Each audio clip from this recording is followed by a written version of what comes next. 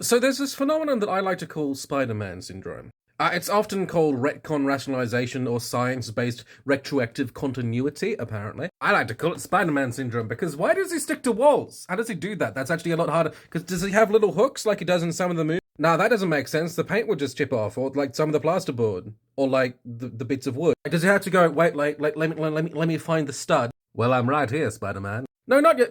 Well, you are a stud. So the canonical thing that Spider-Man does to stick to walls is he increases the friction and or the like molecular bonds of the things that he is touching. Not only is he sticking to the wall, he's sticking to the wall and also like somehow increasing the strength of the paint and the paint's adhesion to the plasterboard. And then the plasterboard's attachment to like the actual structure of the house. See, the thing about that is he'd absolutely fuck up Sandman.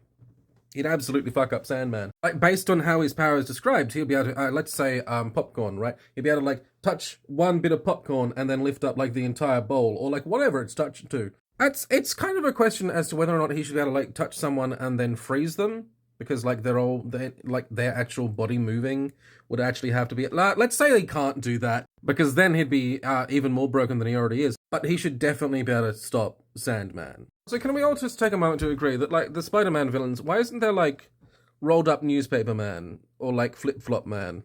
Sandman? Nah, that's fine. Green Goblin? Whatever. Rolled-up newspaper man? Oh, no! And, like, sometimes these kinds of issues of, like, how does that power even work? And even if it did work that way, it still wouldn't work that way. This kind of, like, take you out of the narrative a bit. And I do think that the solution is to get over it.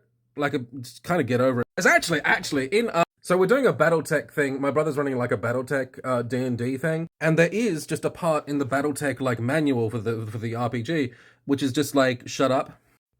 It's basically just like shut up. I could not find it. It's quite a long manual. So it basically just says that like in this setting that realistically the weapons should have ranges of like miles and miles rather than just like a couple of 100 meters. Because we're talking about like giant mechs that are like 50 meters tall or something. I don't think they're supposed to be that big. But they're big fellas. And like cannons can fire a long way. But there's a part in here somewhere, I'm sure, that just basically says, look man, it's a game.